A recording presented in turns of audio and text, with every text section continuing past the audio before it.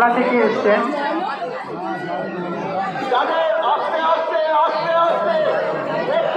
বেহালা থেকে এসছেন বর্ণি মাহাতো।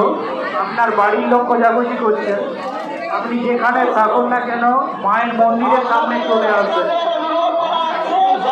বিশাল হালদার, আপনার বাড়ির লোক খোঁজাখুঁজি করছে। আপনি যেখানে থাকুন না কেন আপনি মায়ের মন্দিরের সামনে চলে আসবেন।